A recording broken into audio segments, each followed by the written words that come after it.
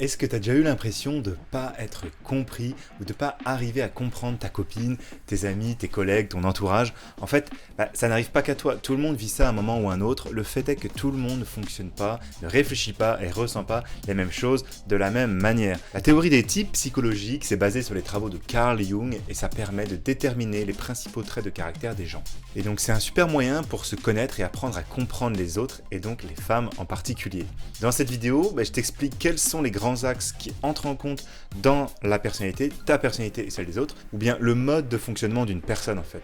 J'ai étudié ça pas mal, j'ai fait des coachings à ce sujet, j'ai été coaché, j'ai eu des livres et des formations américaines au cours des dernières années, donc je commence à bien m'y connaître là parce que je devais employer certaines personnes en fonction des compatibilités et autres. Et donc, en gros, ça va te permettre de mieux te connaître et d'apprendre à comprendre les autres. Donc reste bien jusqu'à la fin et je te glisserai mon gros tip du jour après les 3 sections qu'on va voir ensemble et ça va monter crescendo comme d'habitude, même si là je suis dans un format un petit peu différent de cadrage vidéo. Je te condense des conseils pour pas que tu perdes ton temps ici, alors oublie pas de liker si ça t'aide. Je compte sur toi vraiment, c'est parti pour l'intro.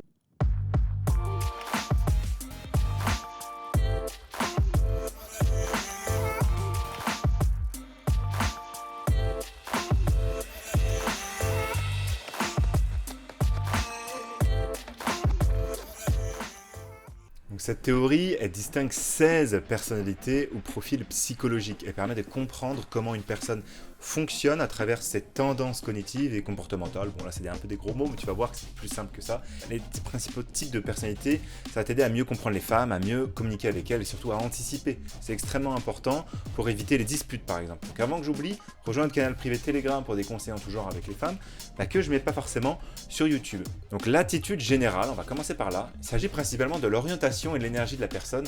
En fait, ce spectre, il propose l'introversion, I, et l'extraversion, E. Donc une personne introvertie sera plus orientée vers le monde intérieur, elle est plus à l'aise quand elle est seule ou en petit groupe, elle se ressource, elle regagne l'énergie quand elle est avec elle-même. Ce caractère s'oppose en fait du coup à l'extraversion, c'est-à-dire que quand une personne tire l'énergie, se ressource en fait auprès des autres et est motivée avec une équipe. Donc ce caractère se retrouve chez des personnes en fait, qui sont très sociables, qui aiment passer du temps avec les autres et qui supportent pas d'être seules. C'est mon cas, tu verras, après je te détaillerai mes personnalités à la fin. Alors les fonctions. La théorie distingue 2 fonctions, on va dire la perception et la prise de décision ou jugement. Donc la perception, ça décrit en fait la manière dont une personne elle recueille et filtre les infos, c'est sa manière de voir le monde. Et le jugement décrit le mode de prise de décision de la personne, c'est sa manière de décider, sa tendance à l'action en fait. Chacune de ces fonctions, elle comprend 2 styles opposés. La fonction de perception oppose notamment l'intuition, on va l'appeler, normalement c'est I mais on va l'appeler N parce qu'on a déjà utilisé le I ou le E avant, et la sensation qui est le S. Le style sensation décrit une personne réaliste, très axée sur les faits, sur le côté pratique des choses. Et une personne de type S, dans ses fonctions de perception, n'aime pas la théorie et les idées abstraites. Elle préfère tout ce qui est tangible et concret. Et là, c'est pas trop la mienne, tu vas voir. Elle se focalise plus sur le moment présent, sur les faits, l'utilité des choses, et se fie davantage à ce qu'elle ressent à travers ses 5 sens, sans chercher trop loin, plus loin en fait. C'est une personne qui est terre à terre et qui n'aime pas trop le changement.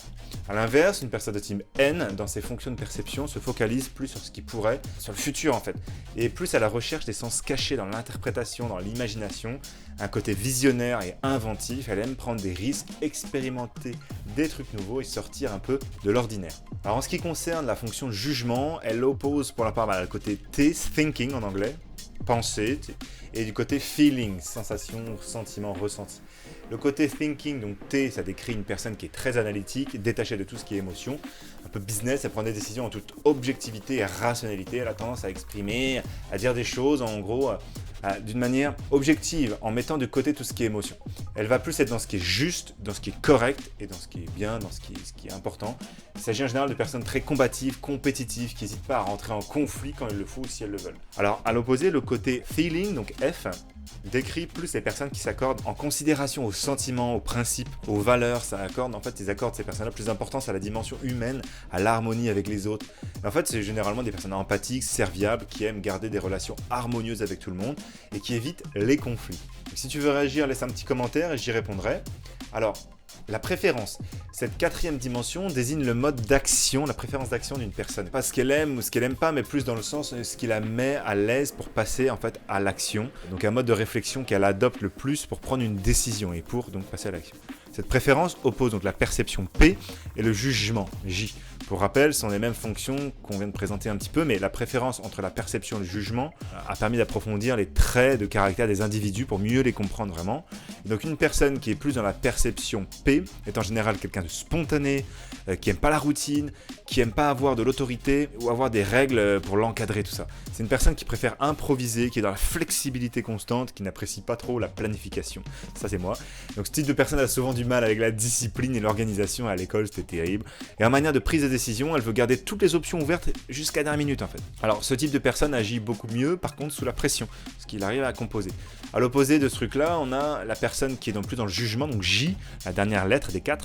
Ce type d'individu, c'est même avoir le contrôle sur son environnement direct, ça a besoin d'un cadre, de planifier les choses, de prendre des décisions dès qu'on a assez d'informations.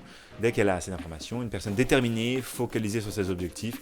Mais en résumé, combinaison de caractères introverti I ou extraverti E. Ensuite, on a la lettre N ou S, intuition, sensation. Puis, dans la perception, information, thinking ou feeling, T ou F. Et enfin, dans la manière de prendre des décisions, perception P ou jugement J. Et donc tout ça, ça fait 4 x 4 si tu es bon en maths, et donc ça donne, comme un code de cadenas, ça donne 16 possibles personnalités. Donc j'aimerais bien savoir laquelle tu es, un peu le sigle des 4 trucs. Moi par exemple, je suis ENTP. J'ai une petite variante, tu peux avoir T ou A. A c'est plutôt assertif, genre un peu plus calme, et T un peu plus turbulent. Moi je suis hyperactif, donc j'ai la dernière lettre qui serait la 5e lettre, il n'y a que 2 choix.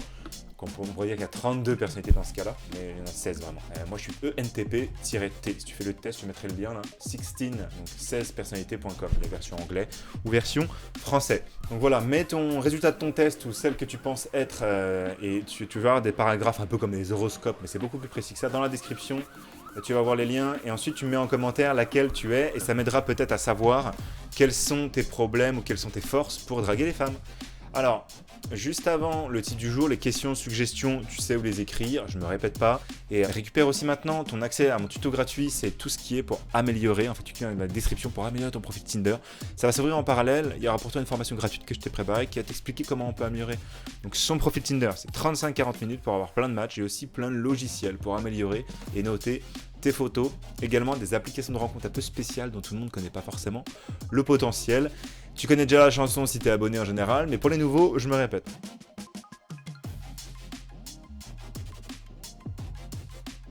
Alors maintenant, le type du jour. En s'appuyant sur ces 16 types de personnalités qui découlent de ces principaux traits de caractère, on peut se demander s'il existe des règles en fait, de compatibilité relationnelle ou amoureuse en fonction du type de personnalité du gars et de la fille. Deux personnes peuvent devenir compatibles en fonction de leur degré d'affinité. L'affinité signifie l'entente naturelle et spontanée du fait des mêmes traits de caractère. Et l'affinité facilite la compatibilité, donc attention, par contre, elle ne la garantit pas. La compatibilité est quelque chose qui se travaille, ça se construit au fil du temps, et l'amour des fois c'est comme ça aussi. Et à force de composer avec les différences, de rechercher un équilibre, une relation devient forte et un couple devient plus ou moins compatible. Donc comme je te dis, alors aussi attention, on peut être attiré par son opposé, donc ça pourrait être l'inverse de ses lettres, donc de son sigle, donc ça peut être intéressant de parler avec ça. C'est un site de rencontre, mais surtout plutôt sur Instagram, pas direct sur Tinder, c'est un peu rapide. Et surtout en rendez-vous, de creuser un peu ça s'appelle un deep talk, donc une conversation plus profonde. Et ça, les filles adorent et des fois même elles me le mettent dans leur bio. Donc un partenaire, ça peut être donc son opposé, ça peut faire une bonne équipe, notamment pour élever des enfants. Donc son opposé, ça peut être bien, mais il faut composer avec, il y a beaucoup de boulot, mais ça peut être très très bien, très complémentaire. Donc merci d'être arrivé jusqu'à la fin de cette vidéo, je suis sûr que ça va vraiment t'aider. Si tu veux plus de résultats en général avec les filles, alors je te conseille tout simplement de t'abonner à ma chaîne si c'est pas fait. Et si t'aimes ça, laisse-moi un like et ça m'aidera à être plus vu pour mieux t'aider. Donc prends soin de toi, on se retrouve à la prochaine vidéo. C'était Mr Tinder, j'ai tenu mon micro tout le long. Ciao!